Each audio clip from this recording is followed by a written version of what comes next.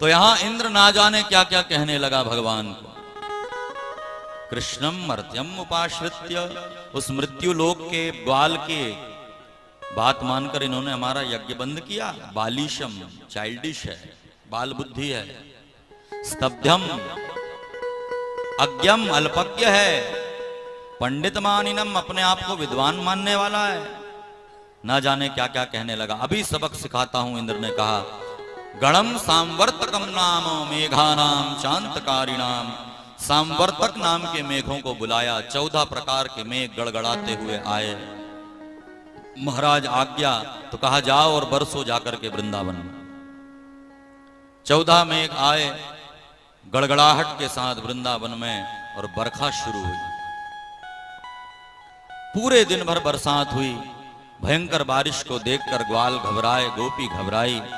सबने जाकर के श्री कृष्ण के चरणों में प्रणाम करके निवेदन किया, गोपाल, आपने कहा था कि गोवर्धन का यज्ञ बंद करेंगे। देखो इंद्र को पायमान हुए हैं, अब हमारी रक्षा कौन करेगा?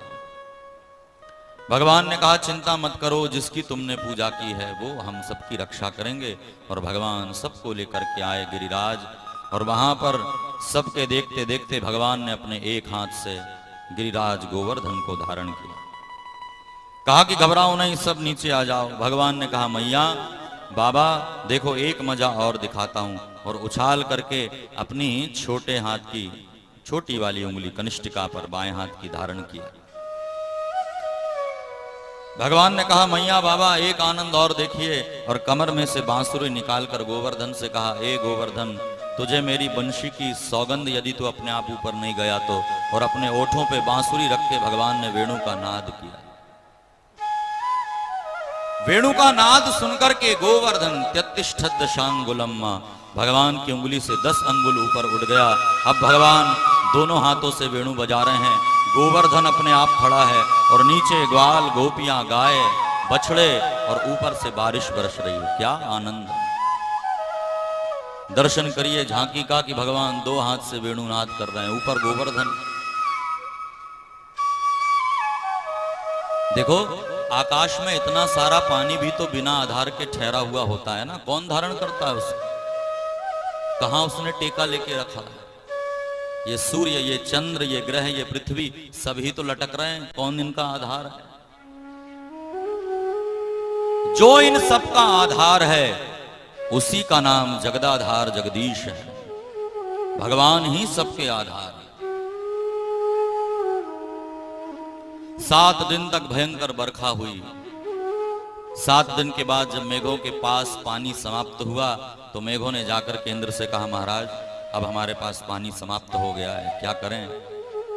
कहा, और कि वृंदावन के क्या हाल है? तो कहा, महाराज किसी का एक बाल तक गीला नहीं हुआ वहां तो गोकुल वृंदावन में। तब इंद्र जान गया कि मैं जिसे कृष्णम मर्त्यम उपाश्रित्य कह रहा था वो कोई साधारण व्यक्ति नहीं, साक्षात परमात्मा है। 7 दिन के बाद भगवान ने गिरिराज को नीचे रखा। देखो 56 भोग भी इसलिए लगाए जाते हैं क्योंकि 7 दिन भगवान ने गिरिराज को धारण किया ना, तो यशोदा जी एक दिन में 8 बार कन्हैया को भोग लगाती हैं। कितनी बार? 8 बार, थोड़ा थोड़ा। सुबह बंटा भोग लगाएंगी, फिर बाल भोग लगाएंगी, कलेवा कराएंगी, फिर राजभोग धराएंगी। ऐसे करते करते दिन में 8 बार थोड़ा थोड़ा भोग लगाती हैं यशोदा। तो 7 दिन तक कन्हैया ने धारण करके रखा, तो 7 दिन तक तो भोग न लगा पाई, तो कहा कि भाई सारा भोग एक साथ लगा दे। तो 7 × 8 = 56, तो पूरे 56 के 56 भोग एक साथ धरा दिए कि स्वीकार करिए।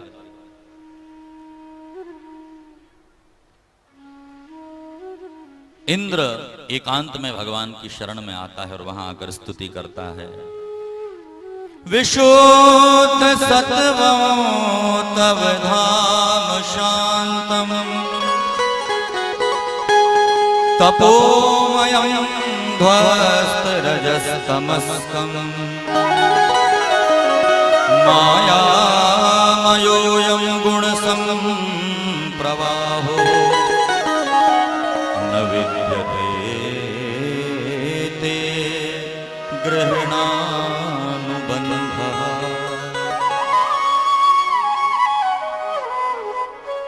हे विशुद्ध सत्व के धाम, आपको प्रणाम। मेरी भूल हुई भगवान, मुझे क्षमा करें, मैं न जान पाया आप कौन हैं। भगवान ने कहा, इंद्र कोई चिंता की बात नहीं, तुम्हें अभिमान जो आया था उसको दूर करने के लिए हमने लीला की, लेकिन तुमने जो अपराध किया है उससे हमारे भक्त हमारे और नजदीक आ गए। गोवर्धन के नीचे जितने नजदीक गोपी और ग्वाल भगवान के आए, हाँ, उतने नजदीक कभी नहीं आए, क्योंकि सब छोटी छोटी जगह में खड़े होना पड़ा। तो भगवान ने इंद्र को क्षमा किया।